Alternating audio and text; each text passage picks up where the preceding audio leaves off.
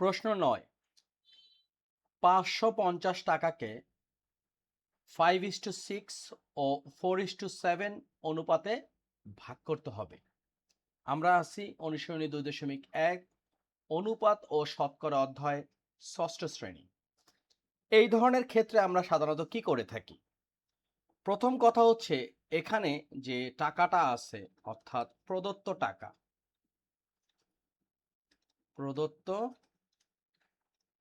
টাকা হচ্ছে 550। এই টাকার আমরা যদি এভাবে চিন্তা করি যে এভাবে একটা ঘর আছে, এই অর্ধেক যদি ভাগ করি বা ধরলাম এটা একটা গ্লাস বা যাই চিন্তা করি, তো আমরা যদি 4 ভাগ করি, এই এক একটার পুরোটার মান যদি 100 হয়, তাহলে এক একটা ঘরের মান কত হবে? এটা হচ্ছে 4 ভাগের 1 ভাগ মানে 1/4, এটা হচ্ছে 4 ভাগের 1 ভাগ 1/4, 1/4 and 1/4, তাই তো? তার মানে এক একটা ভাগে পড়তেছে কত? 100 এর 1/4 অংশ। তার মানে 100কে যদি আমরা 4 দ্বারা ভাগ করি পাবো হচ্ছে 25। তার মানে প্রত্যেকটা ভাগে হচ্ছে 25 করে, 25, 25, 25 এবং 25 টোটাল যোগ করলে 100 হবে।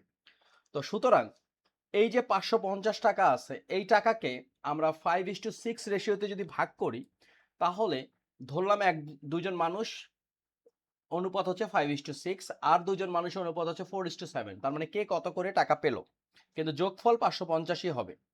এক্ষেত্রে আমরা যদি লিখি প্রথম অনুপাত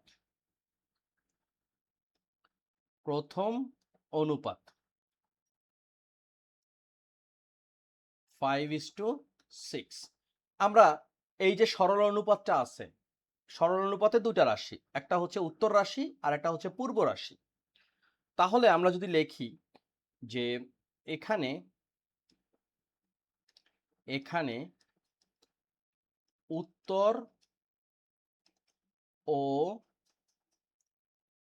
পূর্ব রাশির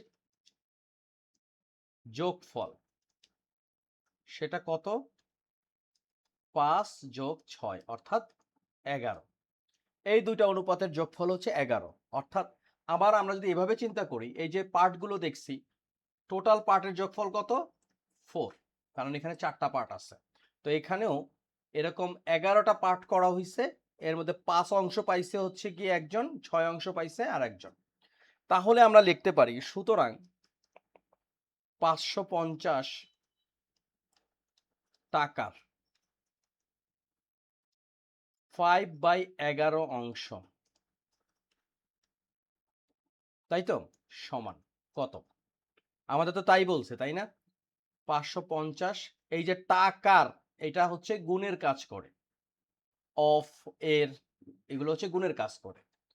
5/11 এটা হচ্ছে টাকা।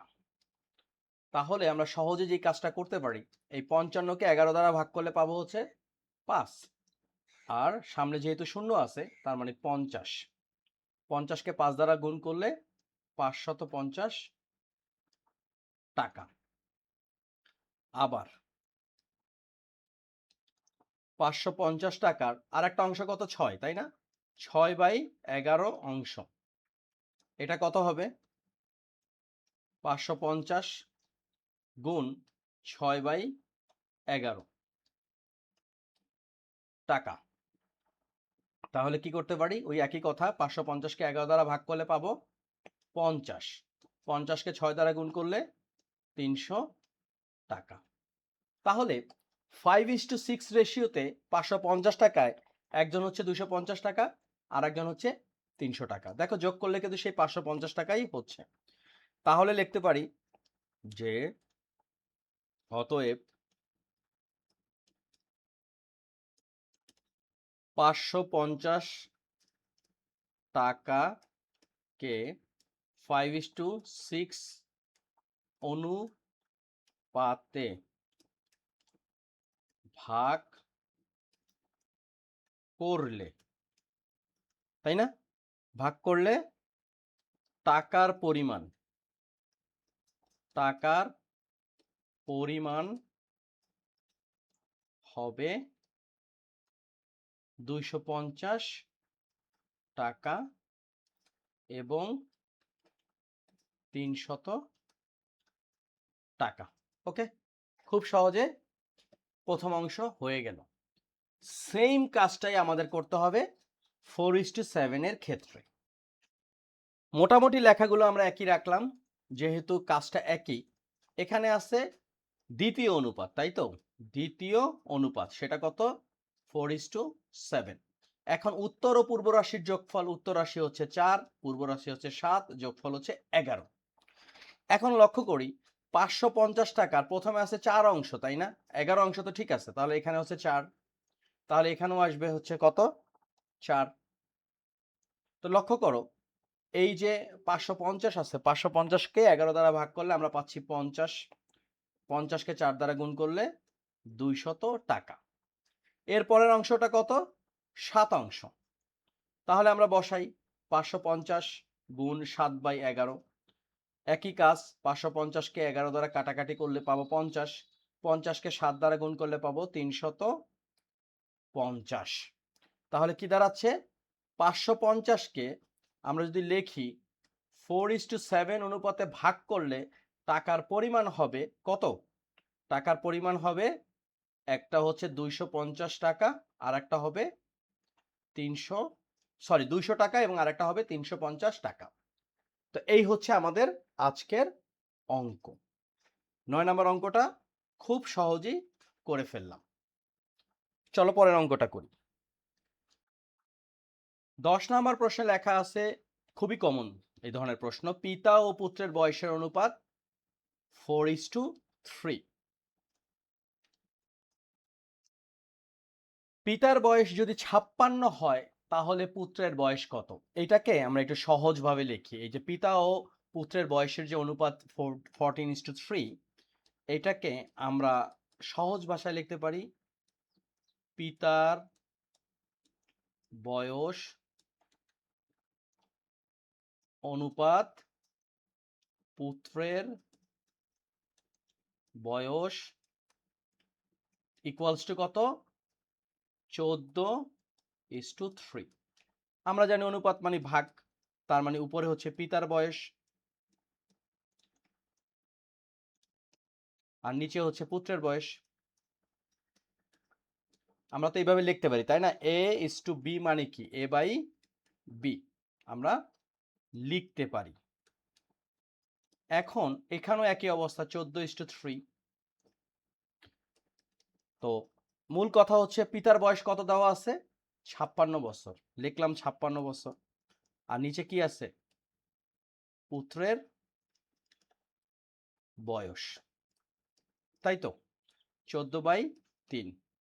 এখন আমরা যদি ক্রস গুণ করি, আর গুণ করি, বিষয়টা কেমন? A/B সমান B/C। এর মানে হচ্ছে এই A আর C গুণ করা যায়, আবার এখানে B আর B গুণ করা যায়। তাহলে আমরা গুণ করলাম, কি হইল? পুত্রের বয়স গুণ 14, আর এদিকে 56 গুণ 13। ওকে, এখন সুতরাং আমরা যদি উভয় পক্ষ 14 দ্বারা ভাগ করি, উভয় পক্ষ 14 দ্বারা যদি ভাগ করি, এই পক্ষকেও 14 দ্বারা ভাগ করলাম, এই পক্ষকেও আমরা 14 দ্বারা ভাগ করলাম, তাহলে বিষয়টা দেখতে কেমন দেখায়? বিষয়টা হচ্ছে এরকম। তাহলে আমরা শুধুমাত্র পুত্রের বয়সটা পেয়ে যাব। তাহলে কি দাঁড়ালো? 56 গুণ 3, নিচে হলো 14, তাই তো? এখন আমরা স্বাভাবিকভাবে 56কে 14 দ্বারা ভাগ করলে কত পাবো? 4, 4 14 56। তাহলে 3 4 12। এই 12 বছর হচ্ছে আমাদের কার? পুত্রের। খুব সহজে অঙ্কটা করে ফেললাম। 10 নম্বর অঙ্ক ডান। 11 নম্বর অঙ্কটাও কিন্তু একই অঙ্ক। দুটি বইয়ের মূল্যের অনুপাত হচ্ছে 5:7। দ্বিতীয়টির মূল্য 84 টাকা হলে প্রথমটির মূল্য কত? প্রথম কথা হচ্ছে, আমরা যদি এইভাবে লিখি উত্তর, যে দুটি বইয়ের মূল্য, তাই না? তার মানে প্রথম বই ইস টু দ্বিতীয় বই। সহজ ভাষায় লিখব, প্রথম বই ইস টু দ্বিতীয় বই, সেটা কত? সেটা হচ্ছে 5:7। এখন প্রথম বইকে উপরে পাঠিয়ে দিলাম, হয়ে গেল লব, আর দ্বিতীয় বই নিচে চলে আসলো, আর এখানেও 5:7। দ্বিতীয় বইয়ের মূল্য কত দেওয়া আছে? 84 টাকা। প্রথম বই যেমন আছে থাকলো, প্রথম বই আর দ্বিতীয় বই হলো 84 টাকা, এখানে 5:7। এখন প্রথম বইয়ের মূল্য যদি আমরা বের করতে চাই তাহলে কি করতে পারি? প্রথম বই গুণ 7, আর এখানে 5 গুণ 84। উভয় পক্ষ যদি 7 দ্বারা ভাগ করি তাহলে এই 7 চলে গেল, কারণ 7 আর 7 কাটাকাটি করলে 1 থাকে, তার মানে প্রথম বই সমান 5 গুণ 84 ডিভাইড 7।